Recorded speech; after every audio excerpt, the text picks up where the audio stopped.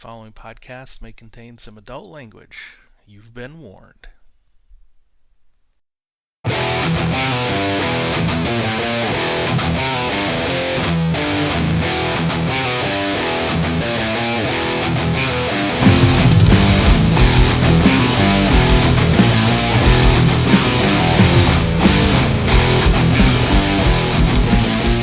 Welcome to Find the Narrative, the Genesis RPG podcast. This is a show dedicated to the Genesis role-playing system, created by Fantasy Flight Games and produced by Edge Studio. A show in which we, your hosts, discuss all things Genesis from both the players and a GM's perspective. I am Tony Fanning, and with me, as always, are my good friends and co-hosts, Chris Holmes, Stefan Dragonspawn. How are we doing, fellas? Starting with you, homie. Oh, I'm doing really good, man. I'm doing pretty good. Been doing some golfing, so I have to get in shape, or else I'm gonna die when I'm out in Arizona, and I'll never be on a podcast again. So, You don't want. but what's awesome, I'll tell you what's awesome is that my buddy Bob, which is awesome. He's been listening to our show.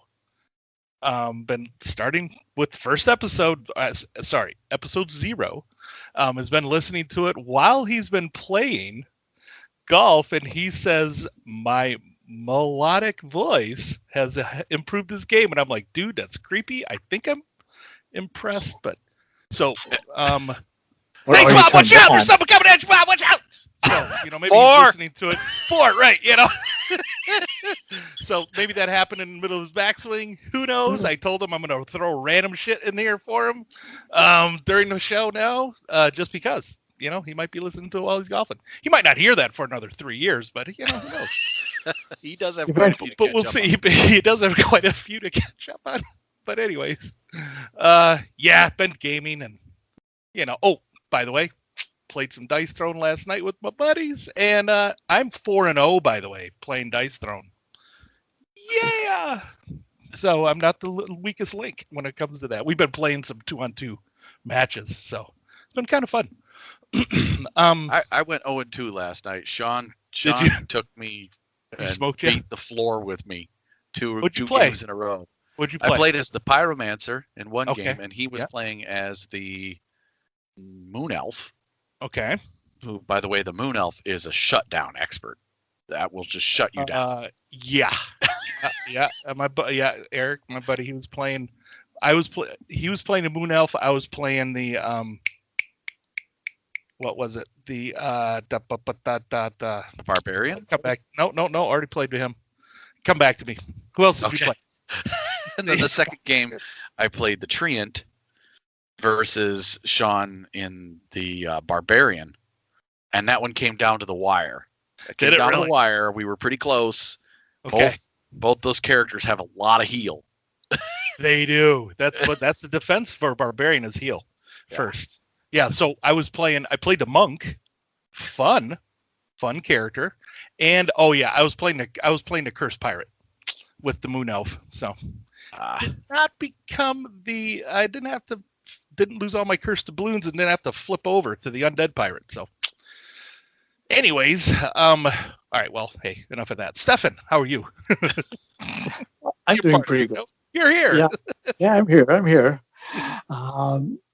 Not as much gaming. So, gamed last Thursday, the Realms of Tirnoth. We're going to have to put that on hold as some of us have other stuff to do on Thursdays. But it was still a good game. I liked it. Ended up on a high note where we're 2 ogres almost mopped the floor with Salbar. So, although one ogre had a couple of crits, and then he was disoriented and staggered. I think he had all the conditions. He couldn't do anything, basically. Prevented from doing everything. That was kind of awesome. I think he might have also had that decapitated condition too, right? At the end? At the very end. Yeah. So that's pretty much what you really can't recover from. No, exactly. The massive condition. That's a hard condition to remove. Yeah, the massive headache. So, more of a cake in the neck, honestly. A little bit. Yeah. No, other than that, we're doing stuff around the land, planting stuff, watering stuff. Things are growing, which is kind of good. Today and yesterday, we got lots of rain, which helps. And I ordered my own little Dice Throne stuff, just to one box set to try out. Went with the Pyromancer versus, what was it, the Thief, Shadow Thief. Yeah, that'll be fun. So that'll be fun. I'd like to try that. Maybe once our favorite gaming ho comes over, we'll be able to play that a couple times. Right. He sure will. Yep. That's for everybody. That's Daryl, by the way. Yes, my friend. Excellent. But yeah, other than that, we're doing pretty good. How about you, Tony? Well, for once in my life, and for once in the recording of our show, I have not just work to say. Actually, I've had some days off recently and spent them all with the missus. Woohoo.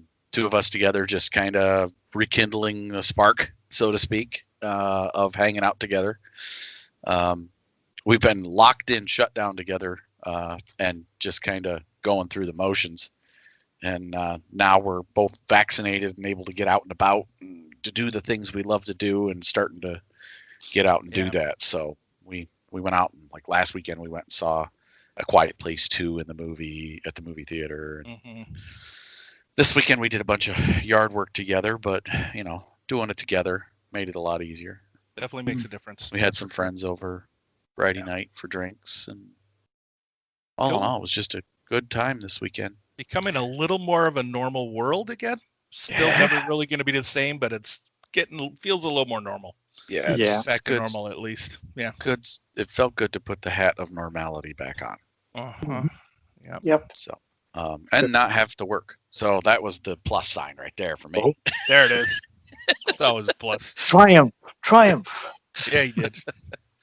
Well, we got a show for you guys. We are going to talk about just the final two tones that the Genesis gives us in the Expanded Player's Guide. And the name of our show, episode 85, is it Ocean's 15 or The Case of the Maltese Chicken?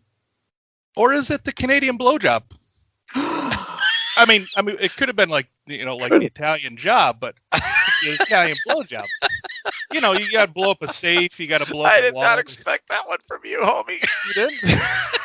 Did you, Perhaps Stefan? it is the French-Canadian blowjob. Hey, that's when you have to blow up a safe, or you got to blow up a wall, right, to kind of get into a place.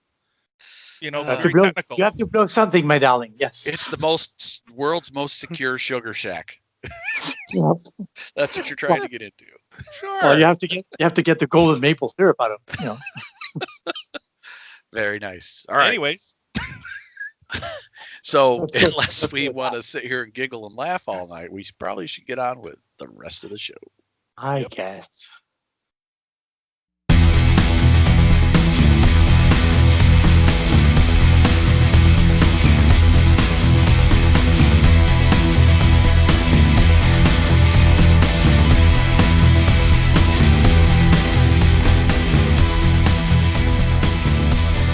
Well, okay, so here we are at Boosting the Signal, where Stefan shares all of the hot Genesis news from the Edge Studio section of the DT RPG. What you got for us tonight there, Stefan? All right, so tonight, keeping in line with the theme of the show the heist that we'll be talking about, we'll be talking about a couple of tones from the EPG.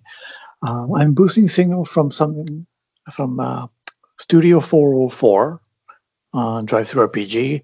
They came out with a little while ago a supplement called Legwork and Larceny, which these are the people who came out with Mechasys, which I boosted a couple of episodes ago. We're talking about settings. It's all about mechs, or sort of if you want to include big giant robots, they have a supplement for that. But they also worked on this. So this adds and expands upon the heist theme that we'll be talking about a little later in the books of Genesis. Whereas APG describes the heist in more general terms, it's only a couple of pages.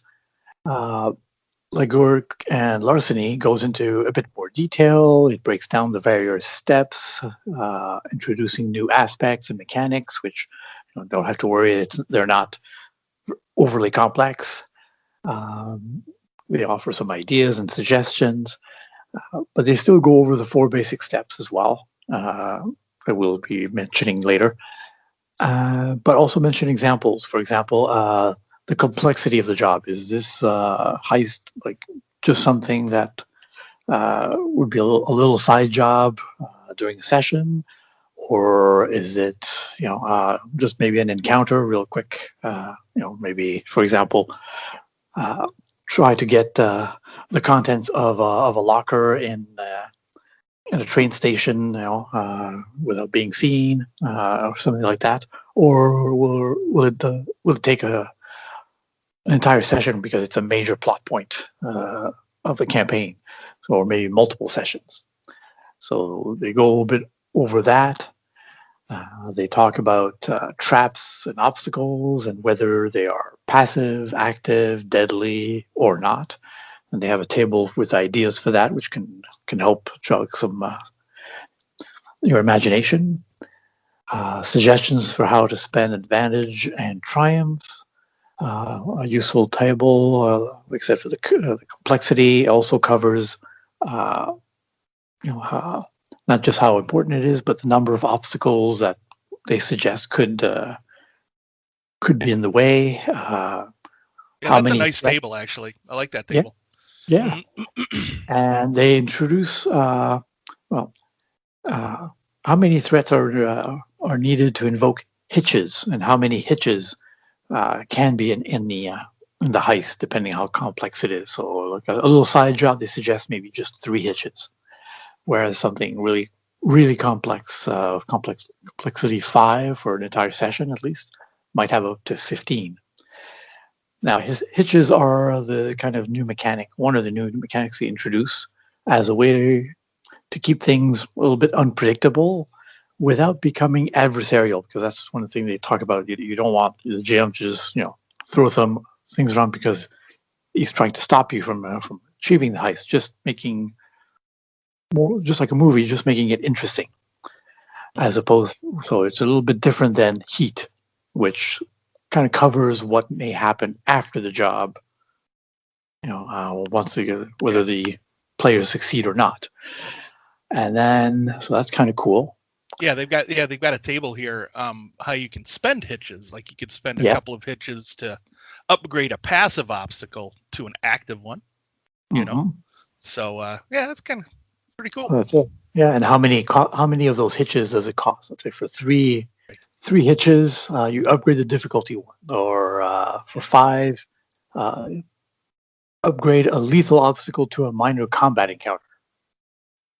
So can be quite cool, with examples of how something can be lethal, or if it's a trap, if it's passive or not.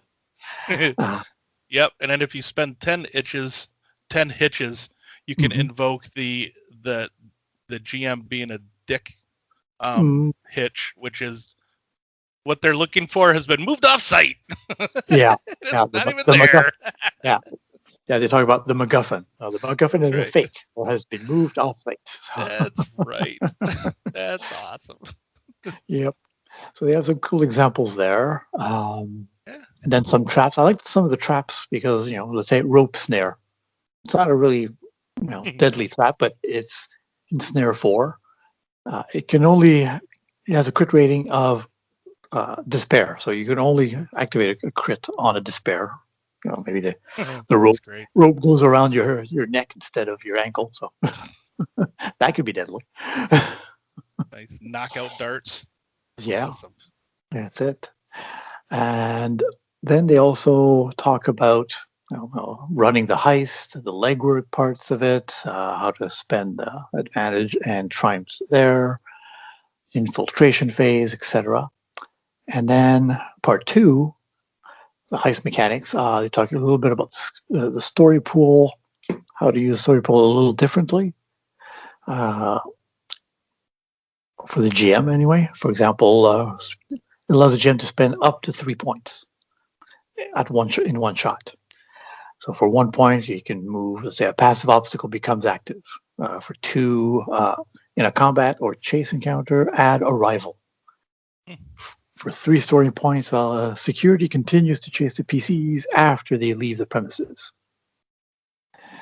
And then finally, it's the what I kind of like is the a new talent called the flashback. So if characters haven't taken they didn't do the legwork for a certain aspect of the heist, because maybe they find out in game that there's actually some magical defenses in this heist. They could, with this talent, use alchemy, as long as they have at least 2 ranks in it, to initiate a flashback. And how you explain that, depends on the players and GM. How actually, even though they didn't do the legwork part of it, this allows them to retcon kind of the situation. Oh no, I did actually do this. It was kind of off screen that I went to this guy who might know, and he offered me this magical elixir that will render me intangible. I can bypass these wards or whatever. So that's kind of cool. So you can have a character with that flashback talent. And they give examples, of course, what kind of flashbacks, whether it's because of a contact.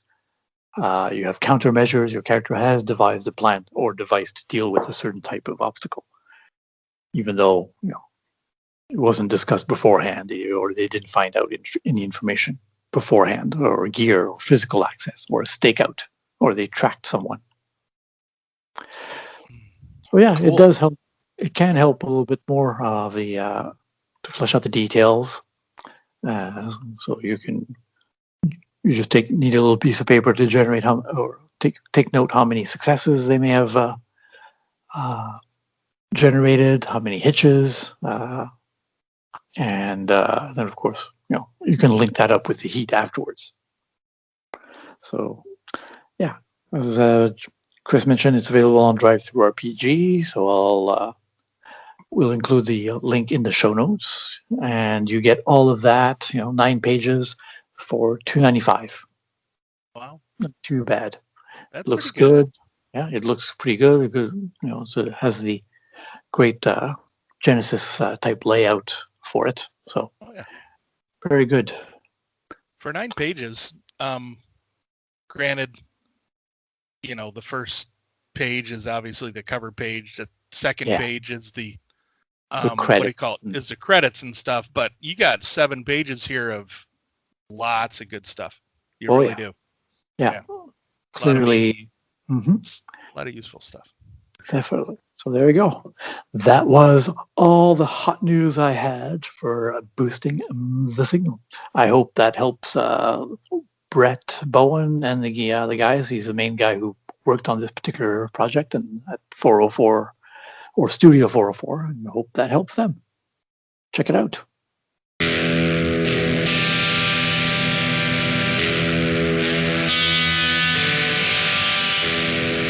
All right, welcome to the Books of Genesis. This is where we break down one section of the Books of Genesis bit by bit, and this time we'll be exploring the additional tones provided in the EPG, pages 109 through 112 in the physical book. Those new tones are the heist tone and noir tone. Yeah. However, we should probably go into what exactly these tones are, because, why do they have to tell us how to run our games so much? Gosh, I know, Tony. Jeez. Well, what tones are?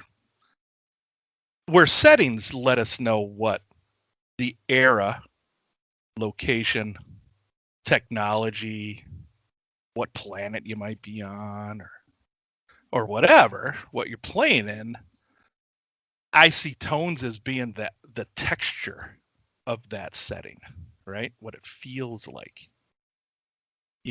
what the attitude of the NPCs have. When I say, hey, we're gonna run a game, and we're gonna run a fantasy game, we're gonna run a fantasy RPG game, and this generic world. I don't know. What kind do we want? Do we want to do Eberron, or do you want me to run you in Barovia? What does that do for you? I don't even know what that means. All right. Well, Eberron is a pulpy setting. Oh. Barovia is a horror setting. So there. Horror fantasy?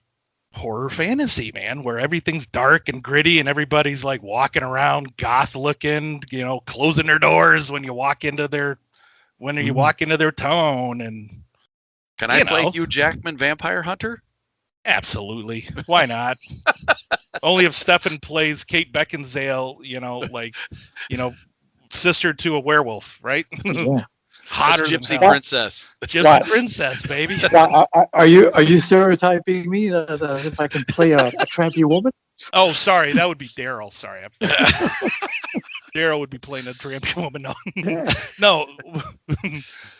So there's that, but then Eberron, you think of pulpy, right? You think action-packed. Maybe I'm swinging from an airship to, my villains will be monologuing, a little more tongue-in-cheek, maybe, if you want to run the game kind of that way. Yeah. That's what tones do. They give that texture for you. That's good. Like a sci-fi setting, Aliens is a horror, has a horror tone, whereas Star Wars has more of a space opera. Exactly. Uh-huh. And all this is covered in the core rulebook, and we've covered it in a previous episode. The original tones that they gave us was on page 241 of the core rulebook, and a description of what those tones are and how they help you describe your game. First, to get players to play the game, and second, it helps inform you as a GM what elements to add to the adventures that you're writing. When you're writing a horror game, you're not going to write it with a bunch of comedy puzzles. Right. And when you're writing a pulp game, you're certainly not going to include oppressive, dark lighting in your descriptions of everything. Right. You may set one more at like maybe nighttime, things happen more at night, that kind of stuff. Now you can also combine. Yes. You can do a romance horror. And one some of my favorite share elements. Uh-huh. Yeah. One of my favorite romance horror movies that I would think would make a great setting is Pride, Prejudice, and Zombies. Yeah. That's a great freaking movie, man. I loved it. I think it's great. You have a classic romance, but it's a great zombie movie. Kind of is. With some kung fu action. Oh, hell yeah. Those chicks kick ass. They do. It's a really good movie, actually. Yeah, I do. I like it. It's a classic.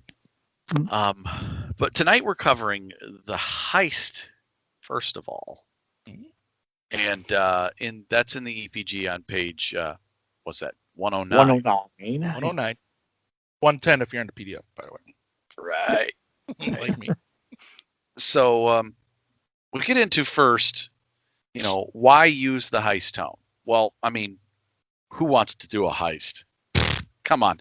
Who would love to steal everything in somebody's house, or a Maltese chicken, or whatever else? I mean, or Arkansas, or come on. I mean, why would you want to do that? Hey, my like lawful good paladin, I totally would not want to go do a Canadian job, right? I mean, we probably wouldn't want that. No, he'd probably go to, he probably would go to like a corrupt lord's house though, and go steal that like evil artifact he may have, right? And that's just it. It doesn't have to be, a bunch of criminals performing a crime. It could be good guys stealing something away from the bad guy. But what we're used to, and I'm sure those of us who've been playing for 30 odd years could tell you, is that murder hobo players, they want to steal everything. They want everybody else's stuff.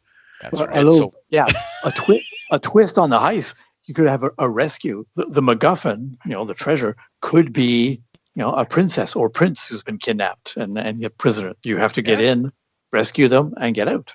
That's a heist. Yeah. I mean, it could be. I've been binge watching Leverage, and I'm telling you, a heist / con, very similar. You're kind of running a con as well, which is a pretty fun thing to do. The movies with the various illusionists. Now You See Me. Those are heists. Oh yeah, pretty much. Yeah. And there's lots of inspiration out there. As I said at the top of the show, those Oceans movies, 11, 12, 13, and 8, I think is Ocean's 8. I think that was with the women. I think, that was 11, 12, 13, and then 8. Mm-hmm. All them. You've got The Italian Job. You've got, Snatch.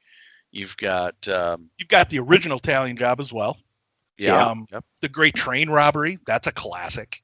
I'm still waiting for Ocean 69. Of course you are. You're probably going to start pitching The Canadian Blowjob too to some theater. Oh yeah. Start writing that up, aren't you? You do a one shot of that. But there is a ton of inspiration out there. That's what I'm saying. There is. Yeah. And it could be done in all kinds of different settings: modern, futuristic, urban, even fantasy and Weird War settings. You can do a heist. There wasn't there one in like a Weird War setting where they were doing an art heist. Trying to rescue some pieces of artwork from the Germans. It was just a regular World War II movie, but they were rescuing art. Yep. And there was even a modern day one. Wasn't Three Kings the modern one? Wasn't that a modern day heist? That was a heist in the Afghan War. Afghan War, yeah, the Gulf War, right? Yeah. Didn't that have like Mark Wahlberg, George Clooney, and somebody else in it? I think that was Three Kings. I don't know. That was pretty good. Yeah. So you can fit a heist in all kinds of settings and genres. Yes, and there's, heists kind of have a lot of moving parts, so you have to break them down. And that's what that Legwork and Larceny document did, is broke down the 4 parts of a heist. Now, they all have themes, but we have these 4 parts, and we'll go into what they are, and we'll start with the first one, which I guess, one of you wants to take it. Planning the job. Yeah. So before you start, you plan out what you have to do. So the first phase of any heist, it's a planning one. So here the characters, of course, designate what the target is. They make all their plans and discuss how to maybe bypass all the complications that could be, whether it's traps or guards or whatever else. It focuses a lot on role playing, but there still can be some checks, of course, as if there's any social encounters that could be set up here, and then story points they suggest can be used to identify threats, reach out to contacts, plot escape routes, or set them up for the next phase, which is doing the legwork. That's right. You want to take that, Tony, or you want me to? Go ahead, buddy. Okay. Yeah. So you got your plans made. Now you got to hit the streets. Now you got to pull it all together. You case your target. You gather up your special equipment if you want. If you need to get that tow truck that you need to pull into the back of the warehouse or something like that. You might generate heat though, which negative effects on those things. Yeah, that truck might have a GPS tracker on it, which may later on could come back to haunt you. In later phases or whatever, but this is the phase where you would start generating some of that heat, which we'll get into. That's kind of one of the new rules here. You'll spread some bribes around too, to kind of gather up this information. get your fake IDs, gather up your disguises. Yeah, it's also where some of those hitches might be generated too for the players if you're using the legwork and larceny. The legwork and larceny. Yep. Any threats or despairs that the characters generate? Oops, there you go. Here's a couple of hitches, a couple of hitch points. Yeah. So then once all the legwork is done, what's next, Tony? Oh, pull that trigger. Pew pew. Yeah. Pew, This pew. is, as they say, this is where the rubber meets the road. When you're doing your Fast and Furious heist here. Once all the planning and legwork is done, once those two things are done, it's time for the characters to execute their plan and see whether or not all that preparation has paid off. Well, it could be a pain in the ass. I mean, it really could be. I mean, come on. We've spent 3 hours planning. That could be. Especially if the GM spends all 10 hitch points. And honestly, I mean, if you want to break it down into mechanics, your first two, planning the job and the legwork, can be done with just a few checks, or you can do them as a skill challenge, individually or together. Yeah, I know. When you've run our Star Wars games and we've had to do our quote unquote heists and heist similar jobs like a heist, you've had us do skill checks.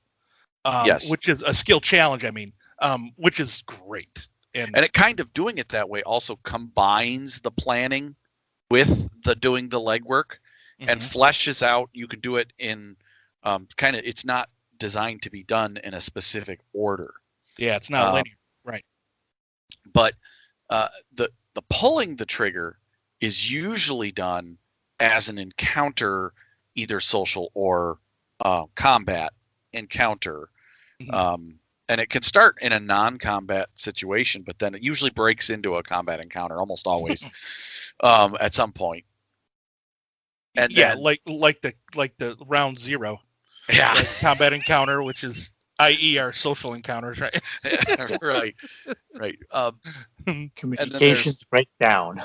Well, but this is where the meat and potatoes of your heist occurs, and you want it to have that tension. So running it as a structured encounter, whether it be a magical structured encounter, in say Shadow of the Beanstalk, it be a hacking encounter, or in any game being a combat encounter, you'll really want to kind of run your pulling the trigger as a structured encounter to heighten the tension. Right, with rounds, and so everybody can make those stealth checks or the computer's checks as they're moving through the computer or whatever. Yeah, and all that stuff that they did before pays off in the, oh hey, you successfully paid off those two guards, and lo and behold, the entrance that they were at is unguarded, and you can just kind of sneak in. All you need is a simple stealth check instead of a daunting stealth check. Now it's easy. Yeah. Now, as a DM, GM, DM, whatever, regardless, it's really hard to know what the hell your players are going to plan, how they're going to plan it, what they're going to come up with. But you can at least have a point A to point B, structure it a little bit, maybe have, like Tony said, okay, if they happen to go this direction and there are guards here, I put guards here. If there are these kinds of checks, these guards won't be at this door, or these guards won't be at this door, or whatever. All right. And just kind of roll with it. Literally roll with it. And this is also again, if you're using the legwork and larceny, you could activate some of those hitches during it, so a trap becomes more active instead of just passive infrared sensors. Out there might be actual lasers that might cut you up, or maybe sharks with lasers on their forehead. Yeah. That might fuck you up. That's it. And this is also where the flashback talent could come up if the players come up against something that, we didn't plan on that. We didn't plan on having a pressure sensitive thing, where the diamond is resting. How do we defeat that? It's like, oh, wait a minute. I actually planned for this. I actually have a fake plastic diamond that's exactly the same weight. Now that's if they skip the legwork phase. Now If they yes, can use exactly. that talent. So yeah, so Exactly. that's interesting. Them not doing the legwork and using the talent. That's I don't know. That's interesting. Can be, yeah. But- Sometimes maybe the players didn't think of every little aspect, but you throw in a little, especially when you know they've got that, at least one person or two has that talent. Yeah. Make sure that they're able maybe to use it. Yep. If you can throw a little curveball, it's like, oh, wait, I do have something that can help in here. Yeah. You know?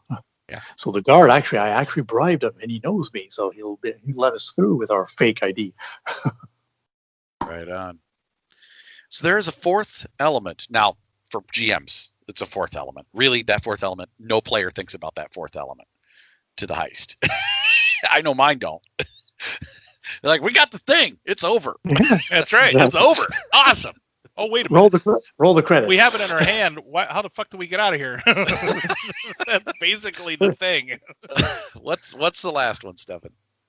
It's getting away with it. So, did the characters actually manage to skip out of the place without being detected or caught? You know, did they get the shipment of gold or that sensitive, incriminating data? Great. Now, this is where you determine what are they going to do with it. Did they make a plan for how to fence it or otherwise profit from it? If they did it on their own, for example, if they didn't have an employer, well, how do we get rid of it, or how do we liquidate these diamonds? Right. And then, or of course, the Jewel of Yavin. I do remember there was a team of 3 that just stole the fucking thing and the money, and they just left. Yep. Maybe Bye. someday that might come. Maybe they'll go to a fence that maybe Tony might play, or somebody might play in the future. What? Nothing like that will ever happen. What Why could would we ever possibly want go wrong? How do we sell the diamonds? What? That's it. So this is where sometimes you can also insert the elements of heat. Maybe that's other bad guys got in on it. They heard about it, and they want the MacGuffin now. Right. And this is where as they're driving away, do they know that there was a GPS tracker on that truck Well, they got during the legwork phase? Yeah. Those kinds of things. Yeah. Exactly. So paragraph keeps going on. Says, successfully pulling off a heist isn't necessarily the end of the story. There's always fallout, even in the best of situations. Someone's going to be angry, whether it's the employer who got screwed out of the Jewel of Yavin, or the actual owner of the Jewel of Yavin, going, "Hey, someone stole this from me," looking for payback. What?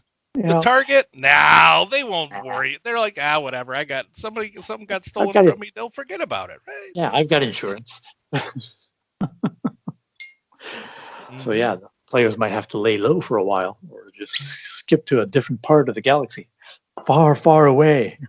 There you go. And what's next, Tony? After all these 4 steps in the tone.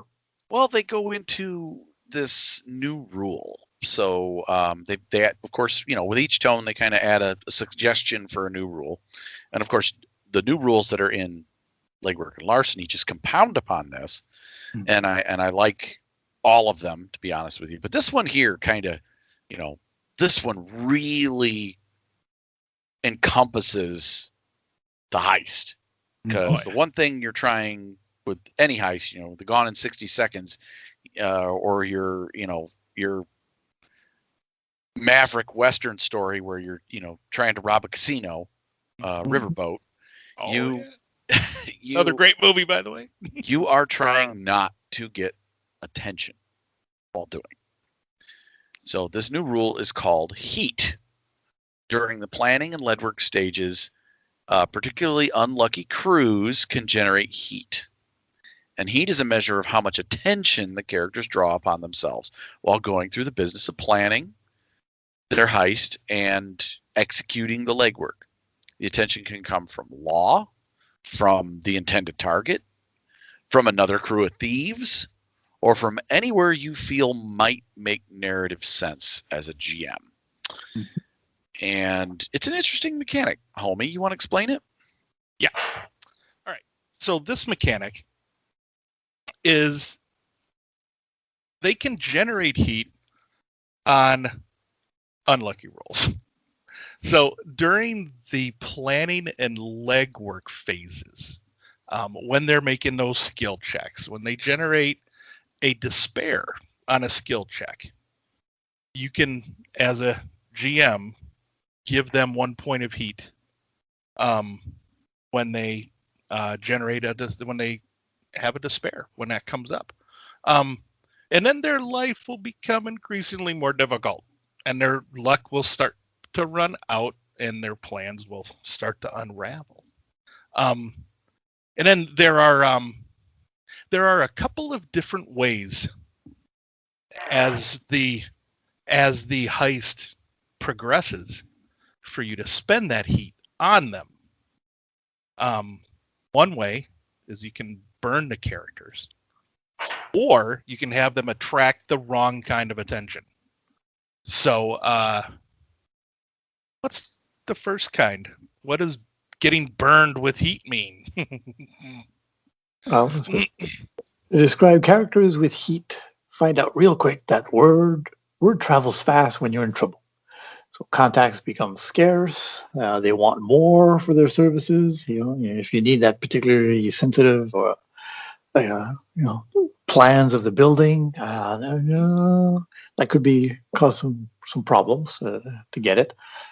Family and friends can keep them at arm's length because they don't want to get into trouble either, etc. So to reflect these extra complications, you may spend a PC's heat whenever they make a check. So for each point of heat spent, upgrade the difficulty on the check once.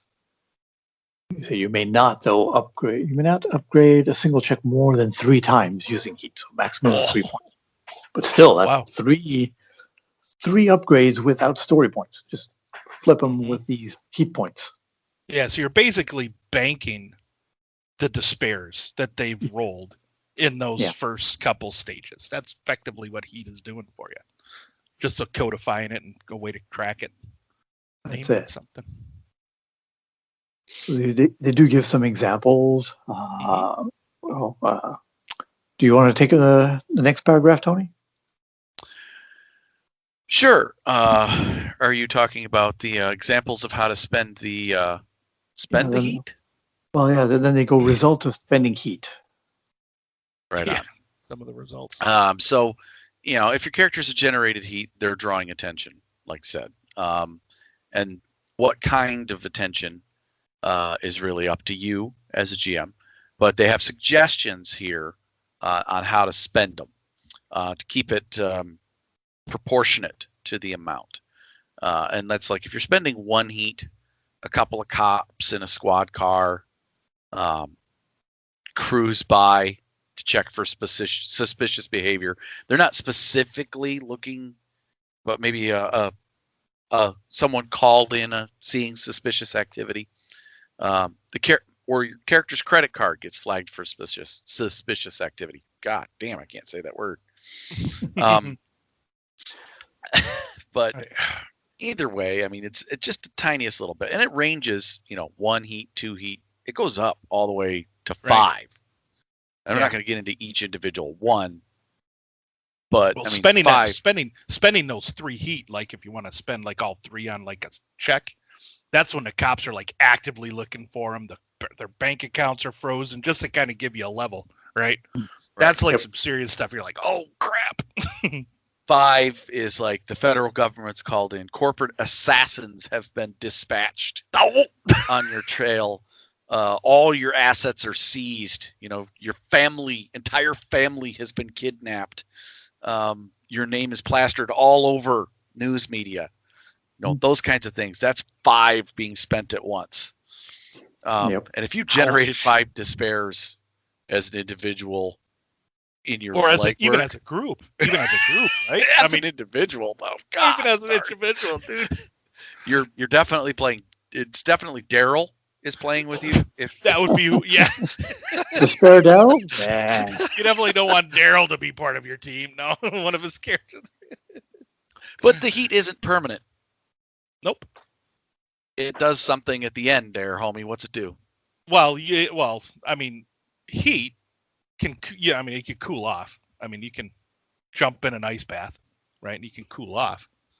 But with this, you would want to kind of, work it off in some way. You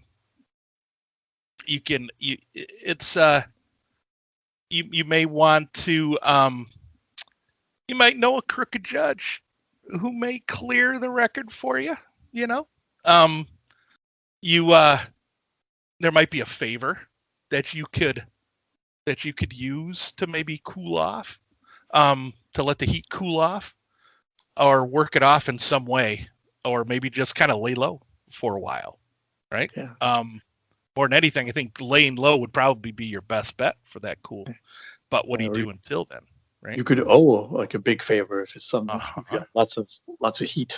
So if you're using Exactly. the Shadow of the Beanstalk favor mechanism, that's a great way to use that as well.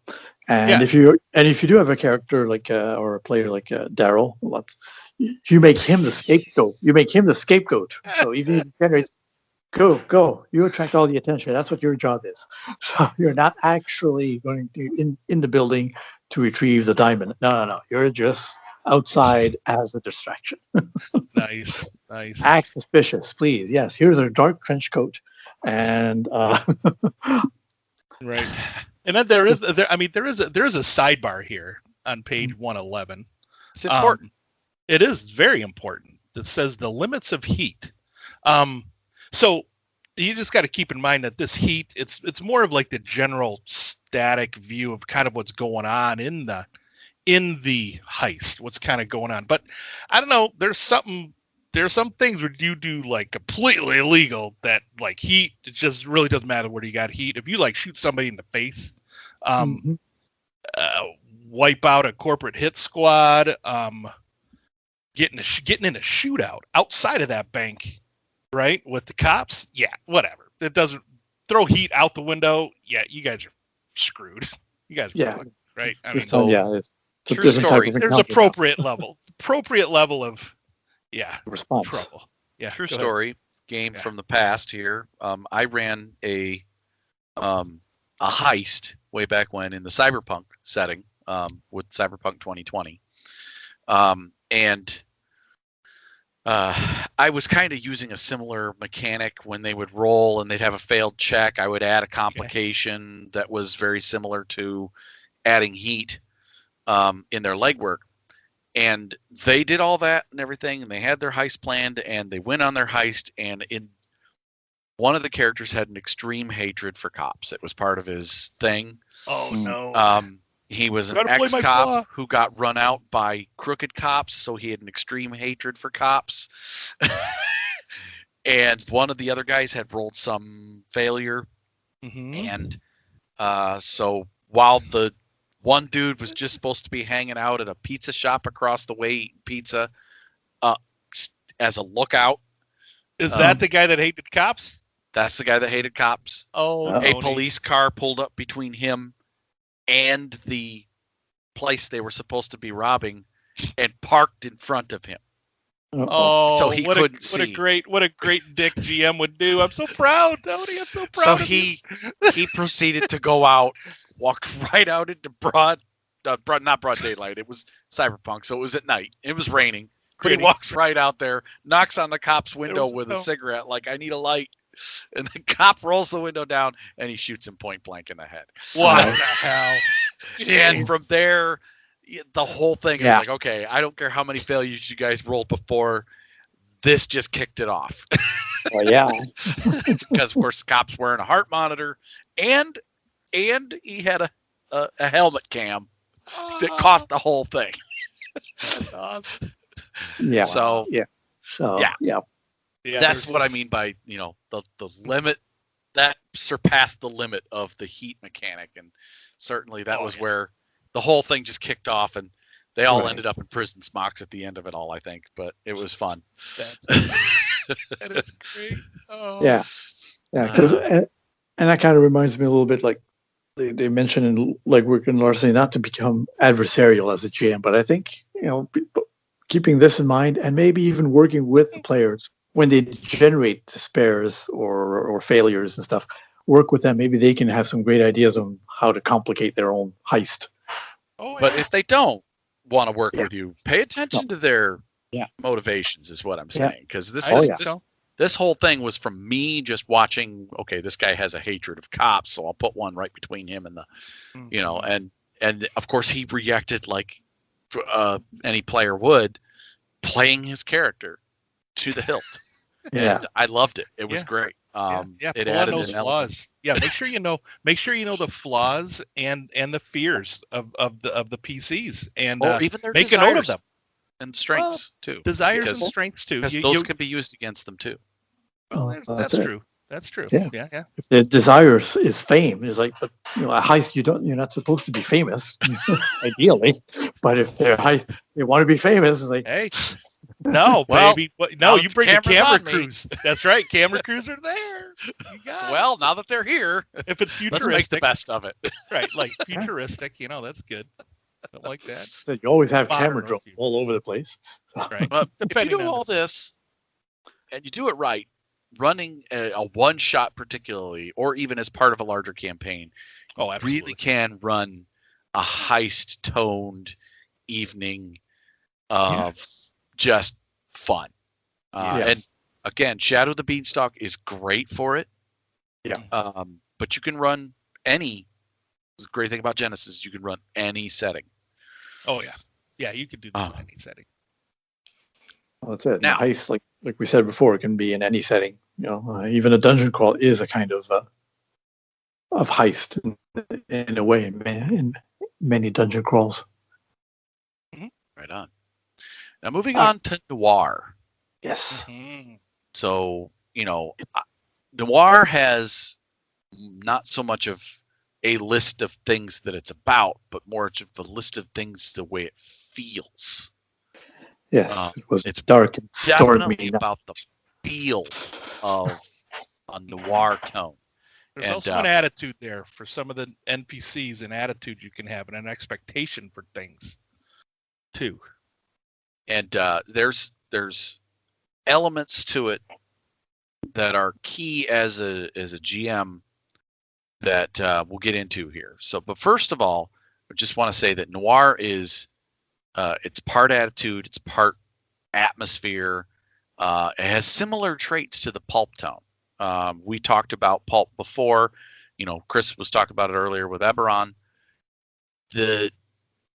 But those elements, instead of the pulp being, high action, this is more dark. It's more gritty. It's more cynical. It fits the hard-boiled crime stories of, like you said, it's a dark and stormy night. Yeah, That's the right. 1920s. It reminds me of there's a couple of little cartoons of Calvin and Hobbes, where the cartoonist, Oh yeah. where Calvin pretends to be like a noir detective, and he has a Right. great line sometimes where he says, for example, the dame wanted to start talking about philosophy, so I pulled out a friend of mine who's close to my heart, actually a little bit to the left and close to my heart, which is his gun. He made 3 eloquent statements. Bang, bam, bam. And I left the room. I always leave the room when the talk gets philosophical. Yeah, that's funny. Yeah. That's funny. A lot of the films that came out of Hollywood Mhm. in the first half of the 20th century were noir stories. Your Case of the Maltese Falcon, your Dick Tracy, just about every Humphrey Bogart film Yeah. done in the 30s, Casablanca. 40s. That Perry Casablanca. Mason show I was just telling you guys about on HBO Max. That's set in the 30s. Yeah. That's And where I'll tell you the important word, I think. You have the dark and gritty, but the cynicism. It's cynical. That's a very important word and theme and tone that gets lost, I think, in this noir. A key word to use as a GM and a key element to use in this tone, and I'll get into it in a bit, but it's the word, and the element is betrayal. There will be, instead of twists, there will be betrayals throughout your story. And things are never what they seem. You're I'm Max sorry, Headroom, Stefan. dude. Yeah, A little bit. what was that? Repeat it. Yeah, say it one more time, Stefan. Sorry, I said that nothing is what it seems. Even the lovely dame that hires you, she turns out to be in league with one of the main bad guys. So innocent after all. Gotcha. Yeah. So why do we want to use noir? I mean, it sounds dark. It sounds cynical. It sounds like you're going to get betrayed. Who wants to play in that kind of story? Well, it's instantly recognizable. It's familiar. And you can say, hey, do you want to play in this? And people will go like, nah, not so much. And you'll know right away whether people will be interested in it or not. That's one way.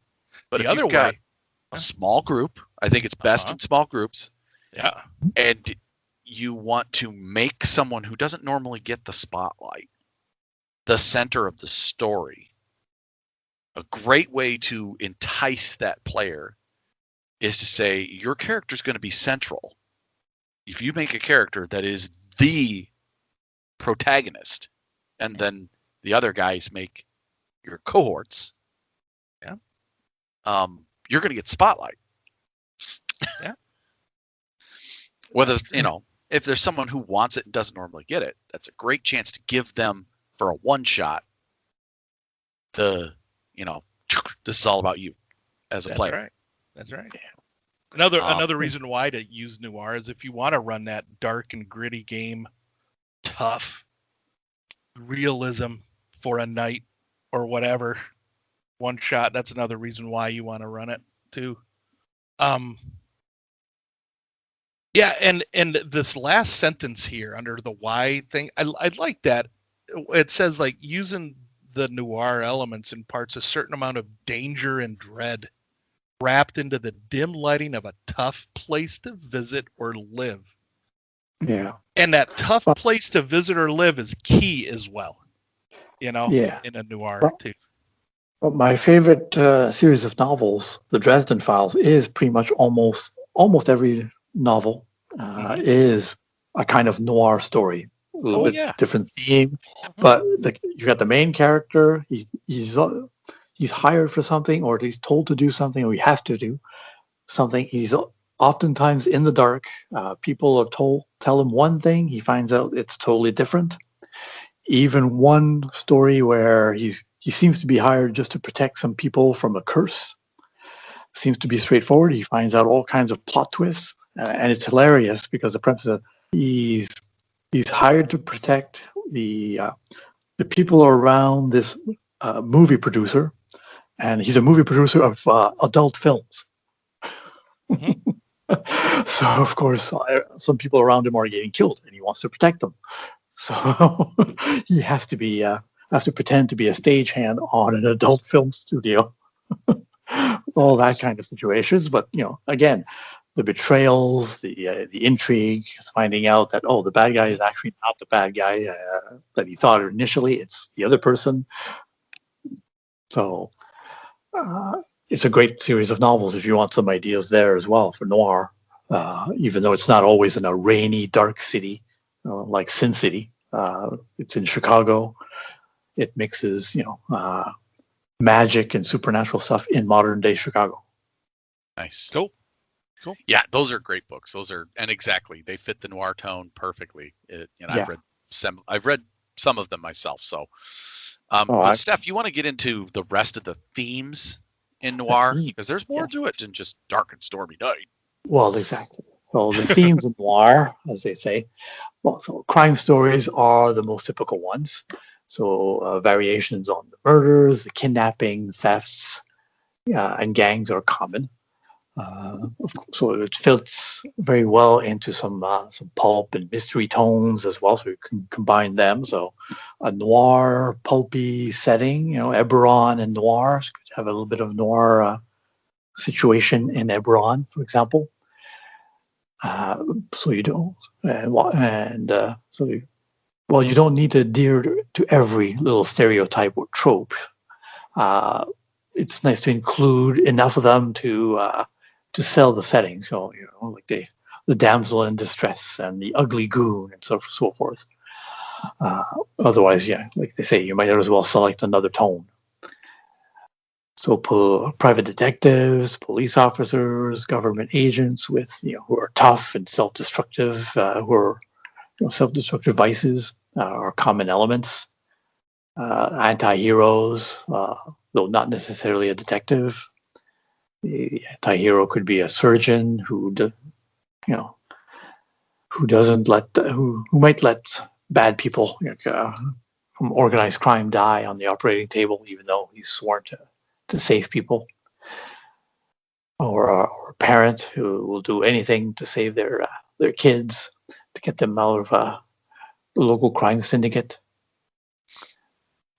Could be even a young member of a crime family who wants to mend their ways and now is working from the inside as an informant. So whatever the background of the anti-hero, the more unlikely let me rephrase that. So whatever their background, your anti-hero will most likely be one of the player characters, and they will, of course, have a central role in the story, like you were mentioning earlier. Right. That's what I was talking about earlier. So that's going to be one of your players. It's the key to this solving this puzzle. That's it. The other characters will be there, yes, as assisting and maybe secondary characters, but still important to the story. But it's that one who's the linchpin. So, and another theme is that it's never easy. There's always bad luck. Even the lucky breaks are mired with unexpected difficulties, and you've got some extremes. No one is just rich. Anyone who appears rich might be faking it, losing their wealth, or about to meet a sudden and dismal end. Dun, dun, dun. Lottery winner had a heart attack. And one of the final themes, they say that there's always a clear goal. Rescue someone in distress, recover a stolen item, find a loved one, etc. The goal is easy to see, but the path to it is never simple. There's always twists. There are different levels of betrayal. The rewards sometimes are just basic and hardly life-changing. So, like the story with Harry Dresden, sometimes he manages to save the day, but he doesn't get paid at the end of it. He loses the money, or he just scrapes by and doesn't get locked up in jail, at least. But he's still alive to live another day and still cast spells. Yeah, that was one thing that kind of stood out to me as I was reading this. I'm like, the rewards are usually basic and hardly life-changing. Like, wow, that's not like I'm gonna find a big pot of gold in the dragon's lair or anything there. It's just, that's it. All right, well, I'm gonna get my next meal. Maybe that's the reward. Hey, I'm gonna get my next meal. Yeah, you get to pay rent. The retainer you got initially by the damsel in distress. That's all the money you got. Fortunately, all the rest of the money. That's right. She ended up being the bad guy or part of it, and betrayed you, and money's gone. But right. You managed to win the day and lock up the bad boys. Right on. So how do we as GMs kind of capture this tone? How do we encapsulate it? Go ahead. And with a noir themed game, it's all about those background elements as a GM when you're describing everything. Your descriptions. Your weather is always going to be dreary. Mist and fog are unusually common. You're thinking London, the story of Jack the Ripper. You want the story of Jack the Ripper can't be told without London and the foggy, dark nights in the very seedy parts of town where the lights only work in the place where they're going to highlight an event. Those kinds of things. Some of the Sherlock Holmes movies can be noir. Of course they are. They're a detective story. But when there's lighting, it's always for dramatic purpose. When there's darkness, it's pervasive. It's in everything. And likewise, when there are bad parts of town, they're always ramshackle and run down. And in contrast, when you have high society, well-to-do people, they're always extravagant. Their vices are extravagant. They're over the top. So their clothes and their mansions and their vehicles, it's all about show because I got to show I have the money. It's brighter. You may want to mention that it is brighter. There are more lights in here, Yeah, exactly. The bright Art Deco club or mansion with lots of marble and gold and satin and stuff, just to contrast the nitty gritty, maybe of the poor section of town where the murder took place. Right on. And all those things give you that vision in your head of a dark story and kind of drag players into that. So you want to use that as much as possible in your descriptors. Then there's also the type of story that you're going to tell. And that is criminal acts and elements. In the case of your adventure, you're going to spend some time figuring out the crime and the reason for its occurrence. And including the perpetrator's motives and expectations. Long before you ever put this on the table, you'll want to have that stuff. Using the mystery tones found in the Genesis Core rulebook for more ideas on how to set up a detailed mystery will help your noir tone as well.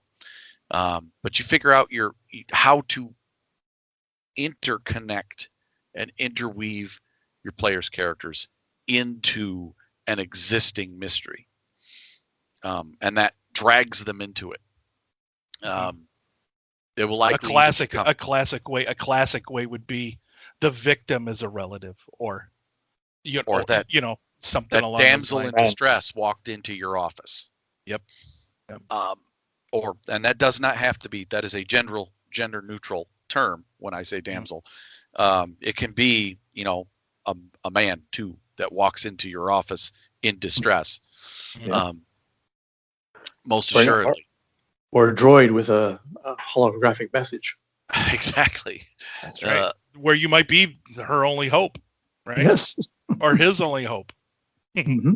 Or likewise, if your story isn't a mystery, then it's likely the PCs are pursuing a specific item or person, and this can be adding this could be more about adding the theme or the tone to an existing campaign, and you want a noir kind of adventure for a group that doesn't normally go on these types of adventures, and it would be a great change of tone for your game. Then you'll want to you want to have them hired by somebody else, and or maybe they're doing it for money or favors on their own, or maybe they're being blackmailed. But the reason for their pursuit has to be kind of genuine and upfront. But anyhow, of course, any clue or dialogue that could be a red herring is important too. So when you're doing social encounters or revealing clues throughout here, you want to throw in a few just non sequitur lines that your players are going to snap onto and follow this little information trail into nothingness, because if they follow it to a dead end, that kind of reinforces that bleak crap. We wasted all this energy. That's right. Going down that dead end, and makes them. It kind of gives them that sense of this just so much harder than it needs to be. That gives it that noir tone. And then likewise, NPCs should have a reason for betraying the players. A betrayal should be there. They happen often, and they should have a reason for it. And sometimes that reason is one that the players may actually sympathize with. A great way to really give them a dynamic NPC that they love, and have that NPC betray them for reasons that they agree with. And it really pulls them in multiple directions and tugs on that noir theme again of betrayal. Yeah, got anything else to add, guys, to that you want to add, maybe? I just thought of, while you were talking, a noir film that's in a way noir, but kind of turned on its head, where, of course, the femme fatale is gorgeous. The bad guys look nasty. The hero, the detective, has all these flaws and tolerances, and the person who's kind of in the middle of it, who hires the detective, is a kind of clueless, is Who Framed Roger Rabbit. I knew you were going to say that.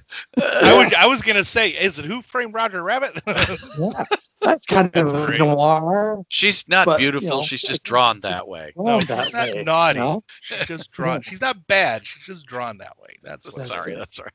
That's right. It is. It has many noir elements. You think the bad guy is one person, and it turns out to be a totally different character. Sorry, Stefan. You went all headroom again. You went max headroom a little bit on there. I heard pleasure bourbon. That's right. The Canadian hamsters. You need to feed your Canadian hamsters way out there. One thing I wanted to add was, again, they do mention it here, kind of at the end here, about those major characters, man, being cynical of the situations that you're in, and just have those. Maybe if you have some of those like quotes or something, kind of come up with, if you can, just some cynical things that they could say, kind of pull on the negative sides of the thing to remind your PCs, just how shitty the world is. And you're like, oh man, it's not so bad, but yeah, it kind of is. Like Calvin's character, Tracer Bullet. He talks about, I got 2 magnums in my drawer. One of them I keep loaded. The other one keeps me loaded. Wow. Nice. Nice. All right, homie. As we did last time, we're going to let you pluck out the new rule. So what's the new rule they give us here, bud? Oh, this new rule. I like this new rule. This is the internal monologue that everybody talks about. You've got it. Typically, it's narrated by the main character. It's a dark, dreary night like it always is, but it's getting brightened up a little bit when she walked in. She was dressed in red. She looked like a cartoon. She was bad, but she was just drawn that way. Those kinds of things, right? You kind of have the internal monologue going. You want to say that to yours. But the thing is, there's a mechanic that they've attached to it, which is great. Yeah, so legs. She had legs that didn't quit. And Exactly. So once per encounter, a player may narrate their PC's internal monologue to reveal to the GM and to the group what their PC is currently thinking, what their plan of action is for the remainder of the encounter, and what the reasoning behind their action is. If they do it, they'll heal 3 strain, up to 3 strain to what they're suffering. So it's like you could go into, it's like, all right, here we go. I'm gonna do my internal monologue, and my character is basically thinking, all right, so we're in this dark alley, and my buddies and I just got jumped by these thugs. I know they want to murder them all, but I think I should probably knock out one of them because we need information. So, it's one of the, you could just kind of go through, and it could just be just like that, right? But this is also, this is a great mechanic that I think was just hidden, tucked away in this little corner of the book that I could totally see being used in all kinds of different games. Yes. When your players, when you as a player are like, hey, I really want to kind of just give this from my player's perspective. And if you have a player that does that, where they just want to go, well, what my player's thinking here, GM, because I hear it from one of my players all the time. Well, what my player's thinking here, or what my character's thinking here. Mm-hmm. I hear that from one of my players all the time. Well, what my character's thinking here. Well, GM, stop them at that moment and go, okay, give me your internal monologue. Yeah, your voice, your character. And I will reward you at the end. Right. It doesn't necessarily have to be in the noir style, but it's like, yeah, give me a monologue. What is he telling himself or herself or whatever? Yeah, I think it's awesome. Monologue. What's the internal monologue going? And if it's 5 different voices and you really need to try and pick one, okay, that'd be great. Whoa. That would be awesome. Whoa. This is truly what they're hearing. They're hearing 4 different voices. I could see, let's say, in a situation, a character doing the internal monologue, like the sort of sidekick character to Ant-Man. You know, the guy, I forget the actor's name, but he's Hispanic. Hispanic. And when he talks about a situation, all the other characters sort of mouth the words the same way. That's great. Yeah. So it's not. So let's see. So it's not 3 strain they're suffering. It's 4 strain. Bob, by the way, the heel strain that they're suffering. I know 4 strain. Sorry. Oh, nice. Anyways. So there you go. So those are the 2. Is that what we have? Those are the 2 themes. Yeah, that's about all. Yeah. And noir. Heist and noir. And two tones that could be probably combined sometimes once in a while too. Get a dark heist. Mm-hmm. Oh yeah. You can totally do it. Yep. Oh yeah. I mean, mystery and noir those kind of go hand in hand, most definitely. Yeah, and since a thing like the criminal element could be involved, so a heist could be involved in a noir. Mm-hmm. Things when things go bad, they really go bad. Yeah, you could do a horror noir. I just watched Penny Dreadful, that series. That's more of a horror noir kind of feel, Victorian age England, Yeah. Cool. So there you go. That was our segment, the Books of Genesis. If you had any other ideas or comments, we invite them. You can contact us. Please do. If you had any other feedback on if we missed anything, let us know.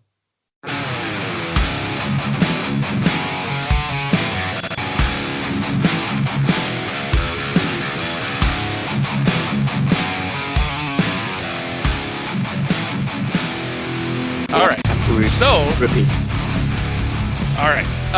So welcome to Advantageous Threats. This is where we build, roll, narrate results from some sample skill checks for your entertainment and ours, most definitely. Hopefully for your entertainment. Hopefully you all are enjoying these. So we'll get right into it. Our announcer wants to talk. Because welcome back to day 3 of the Lumberjack Multi-Universe Championship from Zal, everybody. Can the underdog Rain win the next 2 events to pull into the tie going into the Axe Melee? Or will Maple, our legacy hatchet, be able to go into the Max Melee knowing he will be the winner of this competition? I don't know about you, Big Joe, but let's get ready to lumberjack! Though I do have one question. For our hatchets, if you don't mind, flapjacks or waffles, and why? Maple. Oh, I'm particular to French toast, no? That wasn't one of the answers, but okay. That's okay. Be difficult as long as it's covered in maple syrup, right? That is true, and I guess you being from Canadian, you would want French toast. Yes, Rain, you. Question to you. Flapjacks or waffles? And why? Oh, I prefer the waffles much over the pancakes or the flapjacks because we make them, instead of squares, we make them in hexagon pieces to remind us of the hive. And then we fill them up with honey. That's true. Yeah. Okay. Excellent. Okay, so we have gone through the first 2 days of the the competition here. We've gone through 6 events. The standing block chop, the single buck, the speed climbing, the springboard chop, the double bit axe throw, and we ended yesterday's competition, with the log rolling. And like I said, Maple is leading 4 events to Rain's 2 events, and we're going to start with event number 7, called the underhand chop, where our 2 competitors use a 5-pound single bit axe to chop through a horizontal aspen log that's 12 inches in diameter and 28 inches long, while they stand on top of it, basically chopping down underhandedly. That's why we call it the underhand axe chop. So what we're going to need from you all is a coordination check first to keep your balance on the thing, and then we'll need that melee heavy check to see if you actually chop through the log efficiently or not. And because of the triumphs, or I guess the triumphs and the advantages generated from yesterday's competition, a couple of you have, or I should say, setback dice. One of you has a setback die. Maple has a setback die on his first check here, and Rain does have a free upgrade on his first check of the day. So I'd like you all to make an average coordination check. And we do have 3 story points in the player's pool to start off with. Good. So I'll be starting, and I'll be first playing. Okay, so I'm a little worn out from yesterday, but oh yeah, I come into this competition as a legacy, and I am going to win it. So I am highly motivated. I'm spending a story point. Nice. And that's an average check, you said, correct? It is average, yes. All right, so I'm ready. Are you ready? I've got a yellow, a green, purple, black. Looks good to me. Whoa, yeah. All right, so I got 1 success, 2 threats, and a triumph. Ho ho. Oh my. All right. So, what I'd like to do with my my triumph is I would like to have previously messed with the log that Rain here is going to be standing on, and I may have stuck accidentally splashed a little bit of saw grease on it, and I'm going to upgrade his check. Oh, so he's going to get an upgrade for the good and an upgrade for the bad. Oh, that's awesome. Now, those 2 threat, though. We are going to put those 2 threat in the... I would say maybe he feels bad. What we're going to do. Cheating a little bit, and could be a setback on his melee check in his next check. Yeah, I could. I'm thinking...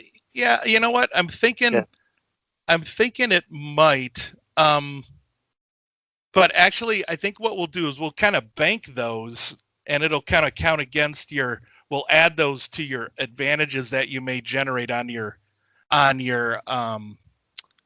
melee, your melee heavy attack, right? To kind of cancel out, just in case maybe somebody saw you do it, and if it comes down to a tie, that might kind of count against you, maybe. You know what I mean?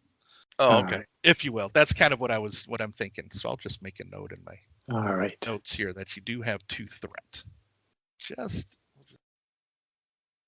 Okay. I'll try and use it that way. This is a new way of me using those threat. Just see if it matters. I don't know. Sure. We'll wait Just because of the way you used your triumph, kind of you're cheating. A legacy cheating. What? Well, no. It was an accidental splash. It's accidentally did it on purpose. Yeah, right. Yeah, all right. Yeah. All right. Go ahead. Let's see your coordination there. All right. So I started with 2 yellow and a green. Got a automatic free upgrade, so that makes it 3 yellow. Yep. And average with an upgrade from my opponent, of course, so it makes it a red and a purple. Of course. All right. So there we go. So and no, I'm not going to spend a story point yet. So I'll just roll the dice. Go for it. He did not succeed. No successes, but an advantage and a triumph. Yeah, that little bit of grease, that little bit of saw grease that he put on there is what basically was the difference for you, man. He didn't generate any because there were two failures on that red dice. So on that red die, okay. You have cancel an that. advantage and a triumph. How would you like to spend those? Well, one advantage. So it's coordinating. So this is the coordination check. So your lack of successes, it means you're kind of floundering a little bit. It's hard for you to keep your balance on it right now. But Maple seems pretty steady on the other side. So yeah. No, maybe could just recover a strain that I've got, but okay. One of the ideas that notice a single important point in the ongoing conflict. Maybe I just got an idea that perhaps someone with antlers was responsible for this grease being here, but there's other people with antlers. I'm not sure. I'm pretty sure, but I suspect. Okay. All right. Part of his. And the triumph, well, I don't know.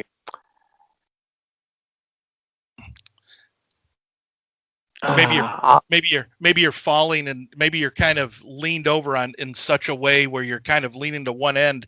It kind of gives you a better angle. So it improves your check. So maybe you upgrade your. I'll get another upgrade. Yeah. No. Okay. No. I'll like that. I'll take the upgrade on my next check. All right, Tony. What is Maple? Let's see your average melee heavy. Now to see. All right. So this is average. I'm gonna aim. So I have the balance to do so. And yeah, what the heck? Here we go. Am I happy with my check? Are you happy, Jim? I believe so. Can't see it, but that's all good. Oh! Okay, so my 4 positive dice, 2 negative dice resulted me with 0 successes, 2 advantage. I'm assuming the GM's going to spend my 2 threat previously to cancel my advantage and make it a wash. It is going to be a wash. Yeah, we will wash those out. Which leaves you with 1 success, a triumph, and 0 advantage for this event now. So right. coming through. Let's see if the bug can catch up. All right. So he's got with his free upgrade now 3 not 3 yellow. 2 yellow and a green. That's his free upgrade. Melee heavy. Mm-hmm. Because usually it's 2 yellow with a free upgrade and a green. 2 purple, and I'm going to double. And seeing that his friend, but his rival is floundering a little bit, that may give him a little bit of courage or a little oomph. And he's going to. I'll spend a story point because he's sort of seeing that Maple is having some difficulty there, and that kind of encourages him that maybe he can pull up ahead, hopefully a victory out of this. Okay. All right. Ooh. 3 successes, a threat, and a triumph. You can lay off the triumph, all right? Jeez, you've had one on every roll. He has. Holy crap. There's only 2 out of 2 rolls.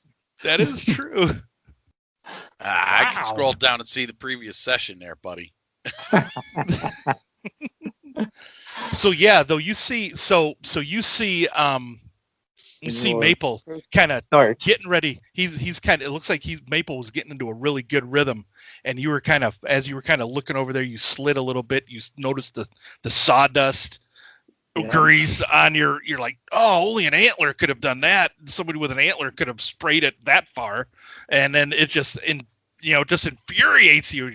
And then you're just seeing these wood chips just go either way, left and right, and you kind of pull just a little bit in one of your knees.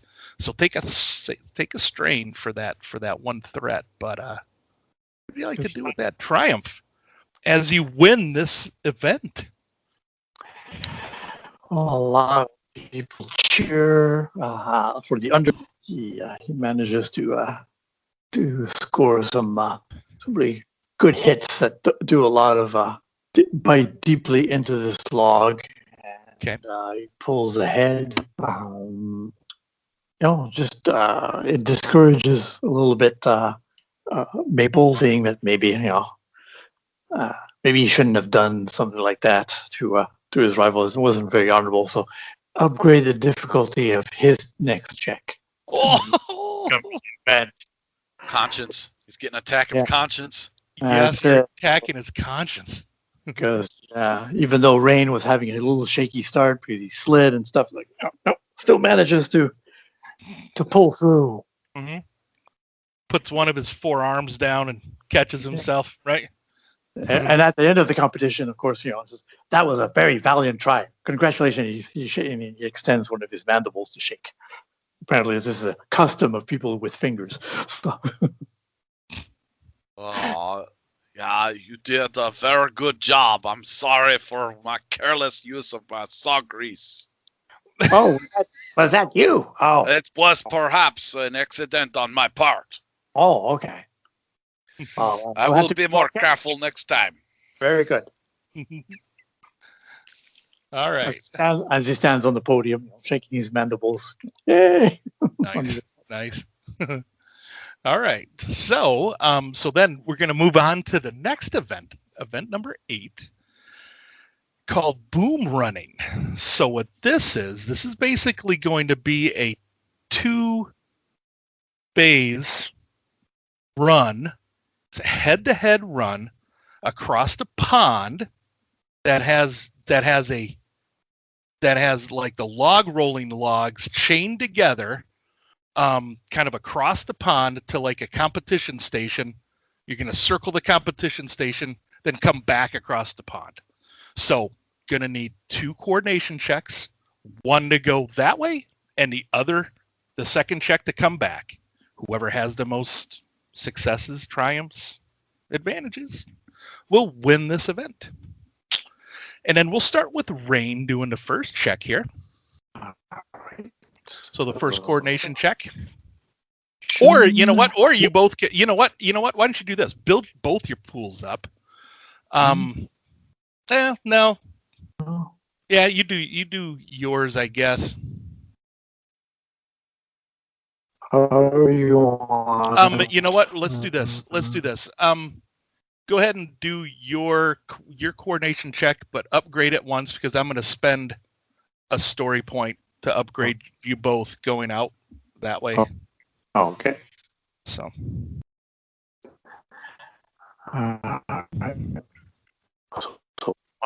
One purple. Yeah, you're breaking up. So I've got 1 red, 1 purple, 2 yellow, and a green. Okay. Good. All right. Sounds good to me. All right. So I'm not going to upgrade. I'm just going to go for it. Ooh. No triumph, though, this time. 2 success. Could you spend one of those story? Go ahead and spend one of those story points for me there, Steph, I still can't spend them. So. Okay, all right. 2 successes, 2 advantages. Nice. So maybe making this check on the boom running. He's getting a good rhythm. He'll give himself a boost dice on his next coordination check. A boost die in his next coordination check. Yeah, your audio's kind of going out a little bit again. So Okay, sorry. Yeah, so that's okay. he gets a good rhythm and gives himself a boost die. Awesome. All right, Maple. Were you upgrading my check as well? You said. Yeah, I was gonna spend both of those story points so you guys have them to spend on your run back for you both. So, Okay. Well, average difficulty. So. All right, so I took care of that for you on that. I am motivated to beat him with long loping strides across There you go. the log. So I'm going to upgrade myself. Nice. So I'm at 1 yellow, 1 green, 1 red, 1 purple, and here it rolls. 2 failures, 2 advantage. 2 failures, 2 advantage. Okay.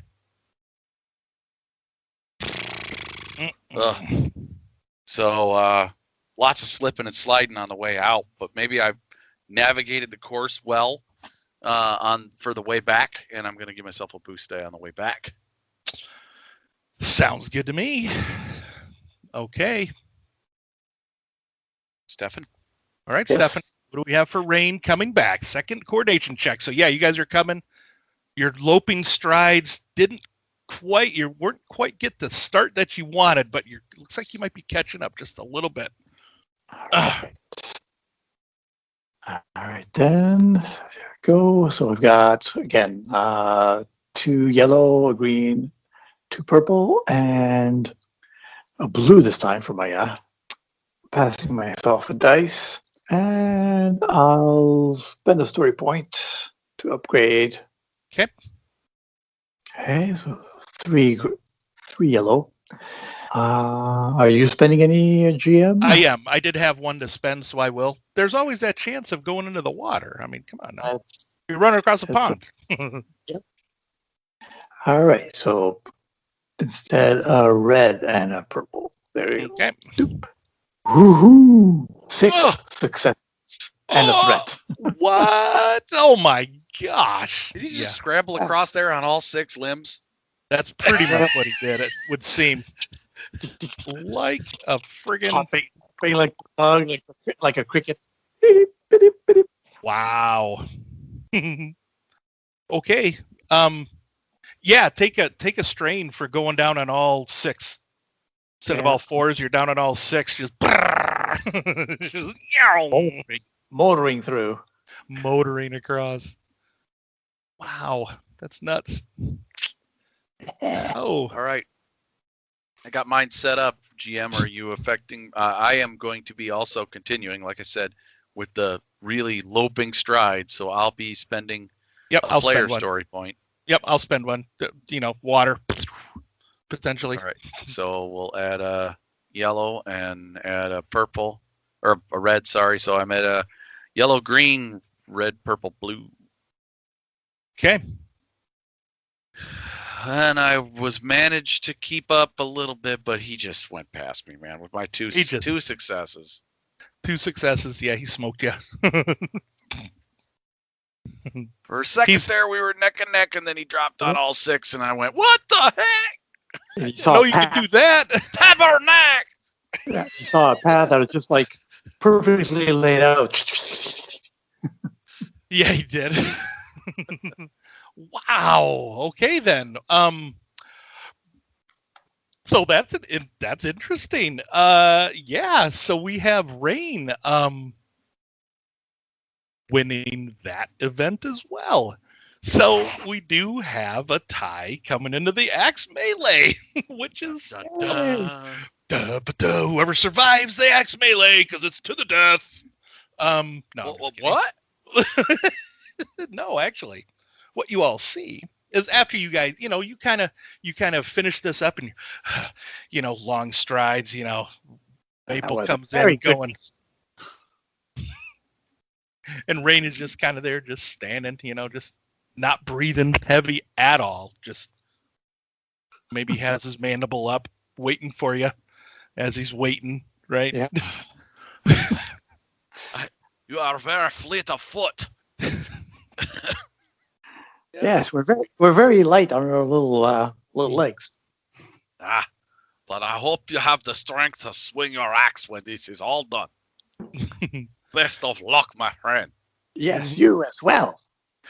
And then because the axe melee is more of a what's the word I'm looking for? Kind of a climax to the events. So for the rest of the day, this is done in the morning. So for the rest of the day, you guys have, there's lunch and then there's other events. So you have the rest of the day to kind of relax a little bit. So later on in the later afternoon, the axe melee kind of comes about. So what do you guys want to? So then in the afternoon for lunch, do you have like your big, French toast meal? French toast and sausages. Well, someone Fills mentioned her up. waffles. Someone mentioned waffles earlier. I'm looking for some. So you guys are served waffles and waffles and French toast and sausages, bacon if you want. Oh, bacon, yes. It could be Canadian bacon if you want to.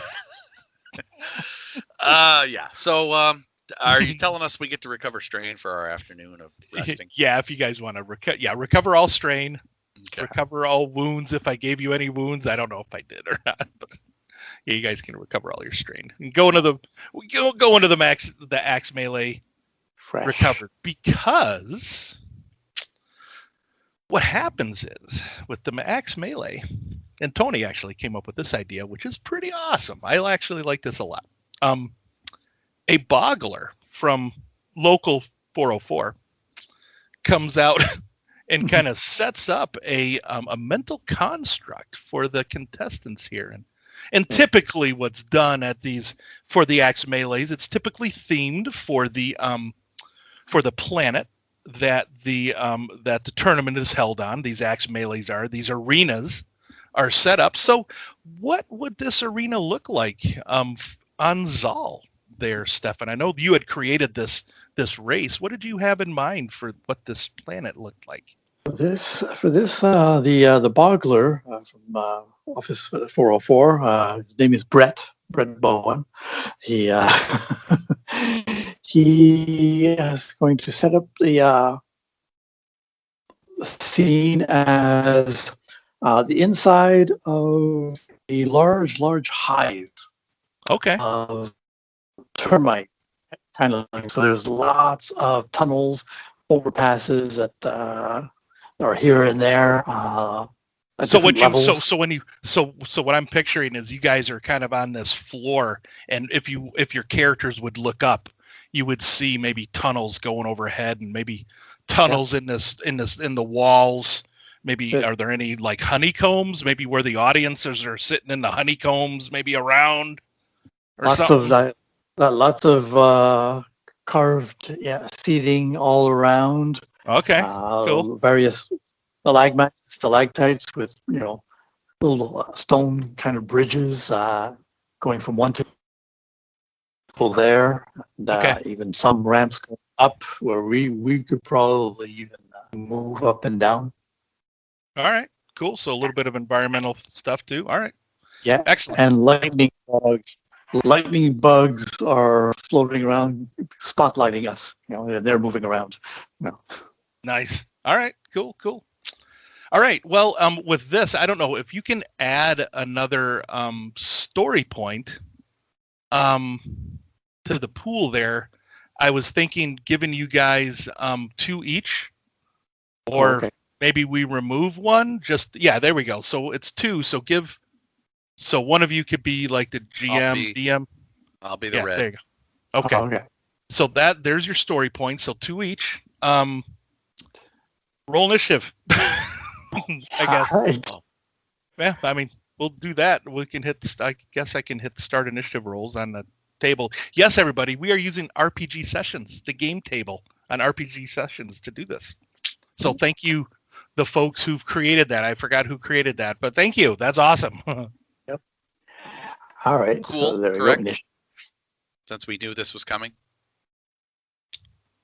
Yeah. Well, cool or vigilance, whichever's better. It's okay. Whichever's better for you guys. hang on then. He's a PC as well, so it'll both show up as PC, but it doesn't matter.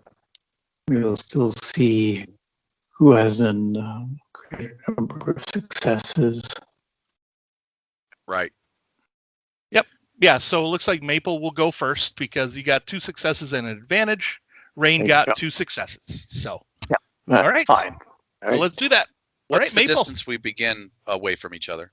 I'm gonna say that that with the axe melee, you're gonna be short range because I'm picturing this being a kind of like an honorable dueling kind of situation where you guys come up, you knock your axes together, you take a step back, and you're pretty much at short range, kind of circling each other, doing what you're doing.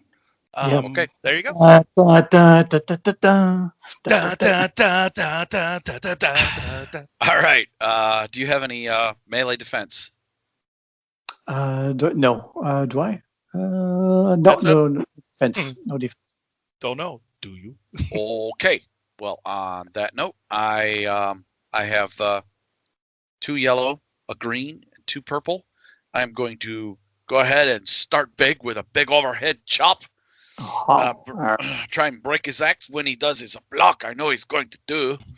Oh, so by the way, I'm let me add something there, just a little something, because it's a metal construct. This is you're gonna be hit on your strain instead of wounds, because this is gonna be a non-lethal combat. Right. So take wounds. Any damage you take is gonna go against your strain Right. All instead. right. So, okay. Sorry, Tony. Didn't mean that. no, that's fine. And we did determine that we have the same similar axes, right? We both have the starting axe, because I don't have anything on a character here for weapons or anything. No, you guys could just have a normal. I would think just a normal axe. Yeah, Okay. I kind of based it off of an axe, but I call it a mandible. Just Okay. What's the damage it does? Because I don't have anything on character sheet. I just have it as a +4 crit 2 and no other qualities. That works. Great. Yeah, Okay. go ahead. That's perfect. The brawn +4. Got it.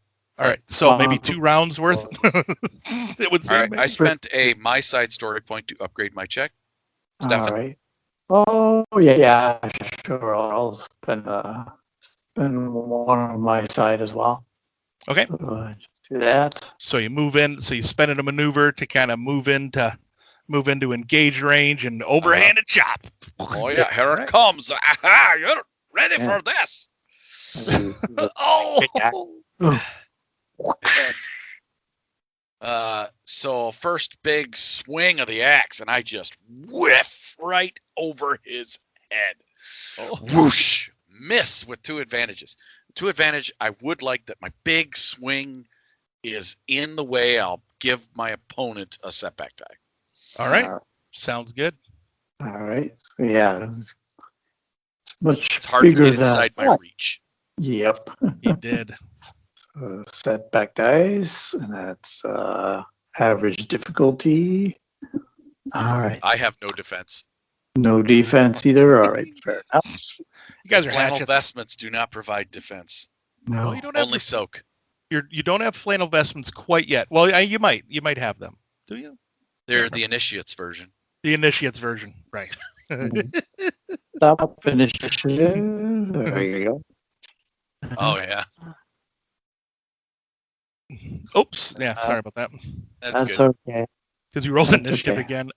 Oops. That's Yeah, I why, see it know. now. That's why it did it. Oh, okay. that's why I did initiative melee heavy. Oops. Yeah. Burp, There derp. you go. All right. Heavy. I'm going to aim, and of course try to take advantage of his maybe fact that he failed. He overextended maybe a little bit, so I'll spend a story point in my favor to upgrade. Mhm. So I've got 2 yellow, a green, a blue, and 2 purple.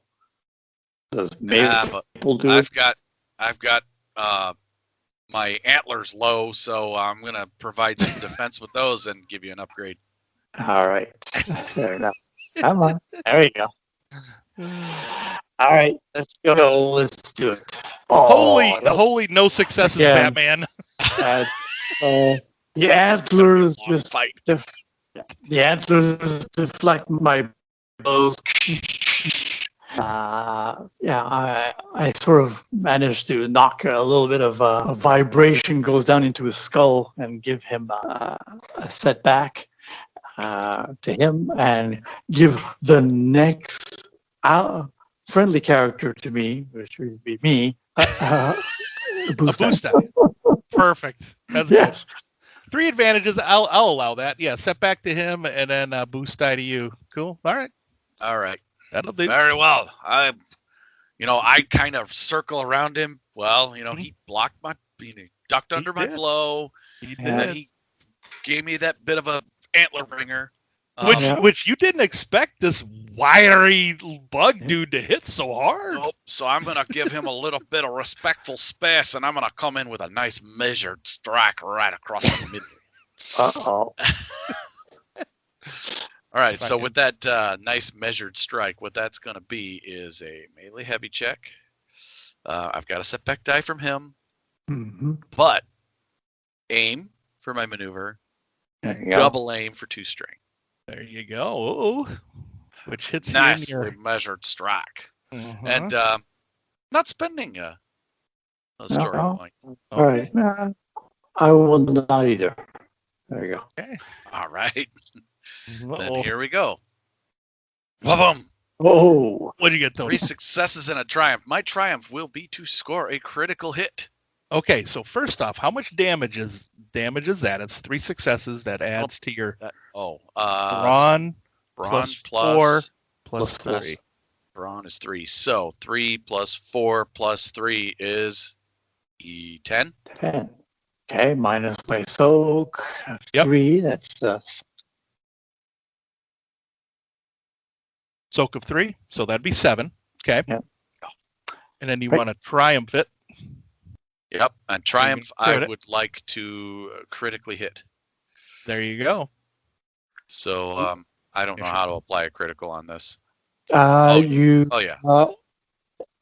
Yeah, the little dice next to the threat icon. Click on that, and then you get roll crit in red. Shows you numbered dice like D12, D10. Got it. I see it. And then it And says roll. apply crit. It says roll Yeah, crit or something. Just yeah. Okay. So, he's So I bowled rolled a over. 45 or bowled over. All right, with bowled this, over. Target is knocked suffers prone. 1 strain. Oh, that's right there. So- Duh. 1 strain, more, and he's prone. All right. Yeah. So I made that, nice cross the middle section, but I got a little low and I knocked his legs right out from under him. All right. All So four. one more strain there, Stefan. So I guess 8 total in that round for you. But oof. Now remember, you're taking strain instead of wounds when you take Yeah. the No, damage. So, okay. I do take You are that prone. into account. Not a problem. All right. So that was a solid hit. Oh, it was. Knocked him down. Yeah. All right. So he will take a maneuver to get back up All right. and leap back into melee. Uh-oh. Yeah. So melee heavy. Leaping bug strike. Leaping. Wow. I'm a bug. I'm a lumberjack and I don't care. He'll take 2 more strain to aim Okay. and spend a story point to get an upgrade. Okay. So Make I've it got. your best, because this is the Yeah. only one you're going to get. Yes. Are you going to spend a story point or Oh no. no? All right, let's do it then.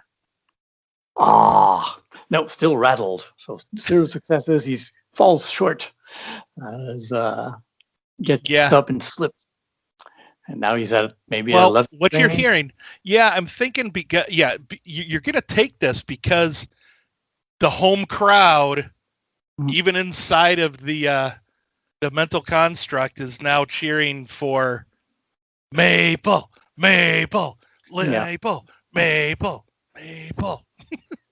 So he's Legacy, legacy. he's hurting. I'm gonna come in for the final kill. So I learned a special technique from my grandfather that Okay. I have not shared yet. It's a special move, and it's called the reverse underhand chop, where you take your axe, flip it upside down in your hand, like you're going to bring it down as a club, but instead, on the backswing, you bring up the axe and you chop under their guard. And so, I'm upgrading. Nice. I'm amazing. aiming, and I will go ahead and take 2 strain to double aim. I'll spend a story point as well because he doesn't want to lose in front of home crowd. His home hive. Oh, All right, here goes for all the marbles. Ah, Boom. Okay, so with the 360, he only had basically one more strain left. So you do a bunch, but there's a triumph there. So Tony, why don't you narrate how this axe melee ends for Maple and Rain here? So that axe underhand, he just totally doesn't even see it. He's watching the end of the other end of the axe, thinking he's going to get bonked in the head. He ducks under it, and when he does, the axe blade comes up and hits him right under the chin, and the construct shatters, and we're both standing in the arena on the real world. The construct shattered around us. Both standing there. He's kind of staggered for just a second. Oh yeah. And Maple raises his big old freaking fist in the air with his axe on it, and he goes, "I want to enact the right of the champion and nominate Rain upon Rocks to receive his vestments as well, as he is an honorable opponent, and I wish to share the future with him as a fellow lumberjack."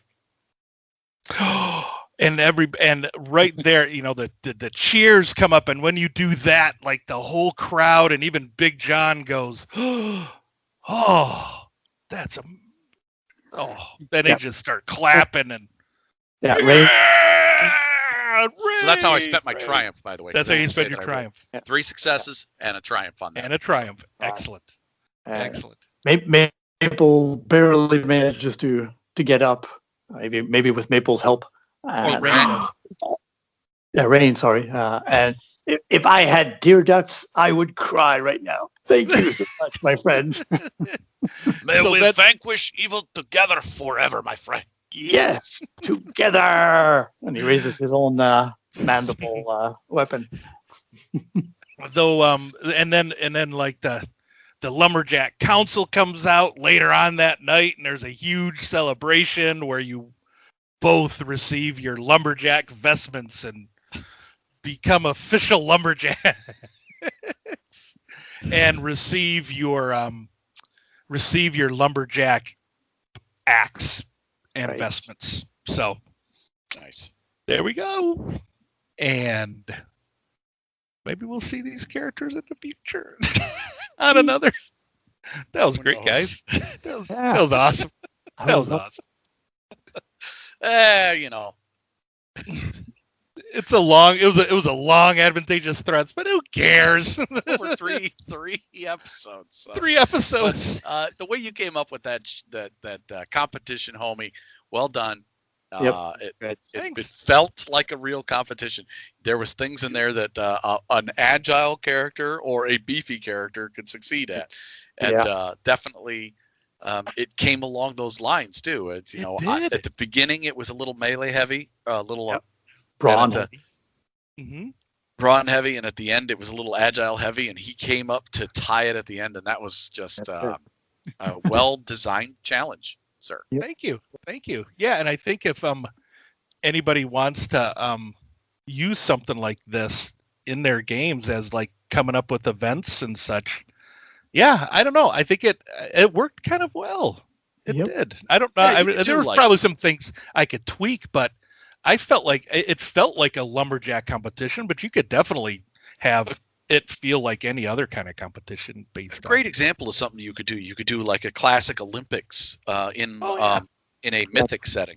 Yeah, decathlon kind of thing. Oh, definitely. Yeah. You could do and have it as a a competition for some major thing that your players are trying to win. Maybe it's a magic item that they're trying to win that'll allow them to go out and hunt this particular monster in the mythic setting. That would be show like American Gladiators. Right. And something like and an event like the relay, like the baton, right? You can have like however many characters you have in your party. You have like maybe 4 characters in your party, right? Isn't like what is it called? Like the relay race or whatever, where they pass the baton. Relay. There's like 4 of them, right? You can have each character make a check for that event, and it could all be done as a team. It could be done as a team, for that. Yeah, very event. Well done. So, thank you, appreciate it. Yep. All right. All right, then, so that was our advantageous threats, our part 3, and the end of the what was that? The Lumberjack Multiverse Championship from Zal. Mm-hmm. Nice.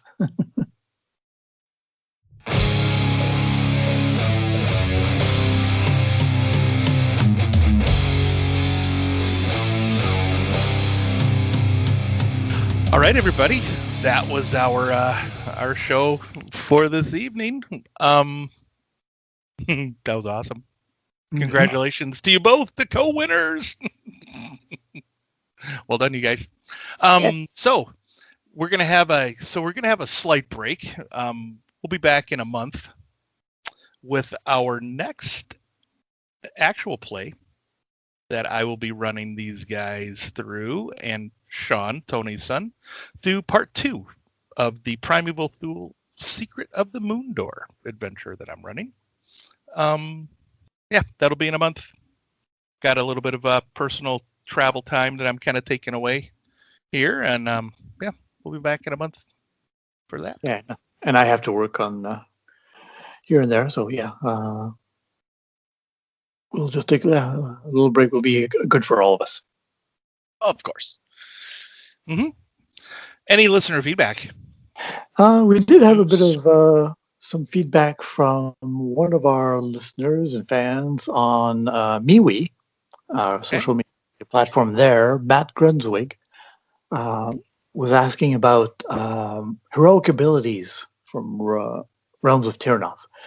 So he starts with, in regards to my question about a signature style pet heroic ability, because you wanted to sort of reskin or change up the signature weapon that they have there. So he says, I've been thinking about it all weekend, and I keep ending up in circles about it. For a bit more info on what I'm trying to do is make a World of Warcraft style Hunter's Pet as a signature ability for Genesis. I know, Tony, you had replied initially a little bit before that, but was there anything specific that you had replied to him? Well, I had just mentioned that you do need to take into account that there are talents that affect animal companions already, and that if he's going to design a signature ability, that they need to take that into account, that the player could take those as well. Right.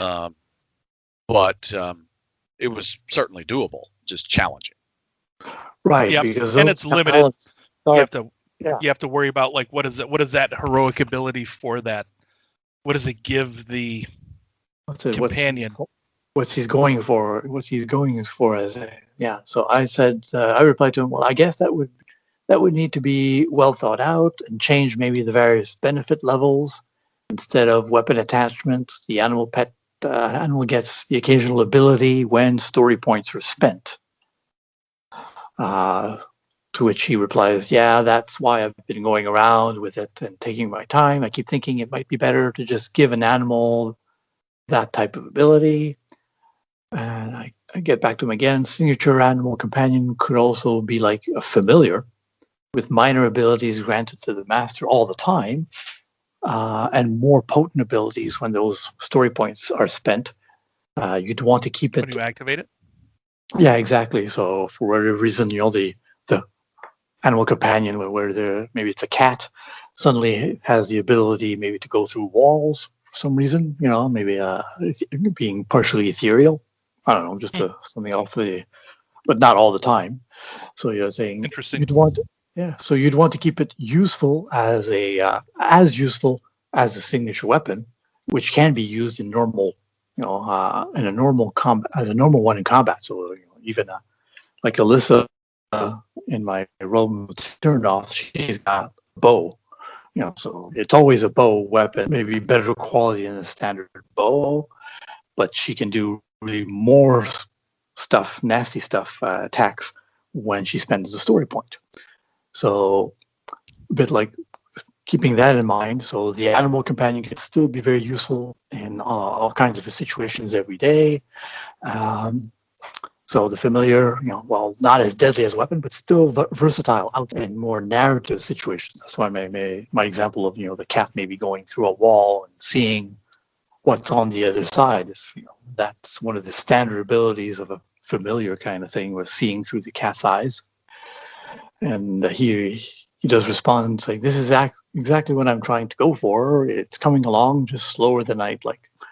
So I just ask him, so keep us posted on your progress and any player feedback, and maybe that could be something good for sharing with others as a new heroic ability. Because now I could see like a signature weapon. I could see okay, I think I know what he's trying to capture with the World of Warcraft type companion. Now your companions are normal, but they gain abilities, right? They gain a power that they can upgrade over time. So if you're going to do that, you want to form it after signature weapon. So your companion is going to be basic. It's going to be small, silhouette 0. Maybe it's a small cat or a small bird. But then when you activate the ability, if you want it to be a combat usable ability, when you activate it, the bird or the cat or the dog or whatever it is grows larger. Maybe it gains a silhouette initially, so that that means that its attacks are going to do a little bit more damage. Maybe it gains but what you want to decide, just like in the signature weapon, is the player chooses when they create the signature weapon what they add to it from a list of, whether you're adding agent or dwarven manufacture, or whether you're adding an attachment, and it And mimics, what attachment? Right. It mimics an attachment that it doesn't already have during when it's activated. So you'll want just like the players have to choose for their weapons, a list of things that a player could choose from when building their companion that companion could do when it's activated. Yep. So, and it doesn't have to be a huge list, 5-6 items I would on think the so. list. That fit with the animal, yeah. Yeah, but like changing its movement style, like you said, making it intangible is one that may be on the second list for the supreme ability. For the improved, you could have changing its movement style instead of having just a running, it could fly, or give it like the pounce ability, or give it like a pounce deadly ability. attack. Deadly predator. That's like a nasty ability that I think one of the great cats have, or something like that. Yeah. Checking animal stats that already exist. Yeah, their looking abilities. at animals that already exist, and maybe it's and maybe it's even more magical than that, and it's got some sort of even it could take on it's normally just a bird, but then it takes on the look of a phoenix when it's activated, so it takes on fire abilities. All those things are doable for this. It gains a battle armor, like Thundercat. Yeah. Oh yeah. I mean, I mean, when he Battlecat says from that when he He-Man. says that he wants to reskin signature weapon, to me it sounds like they want to use this companion as their main weapon, right? So Yeah. I can't remember like how those companion rules work. If it's they take up when one of your companions attacks, whether it takes up your attack action or No, it takes up your maneuver. You command Takes your up your maneuver. companion to attack. That's Um, it.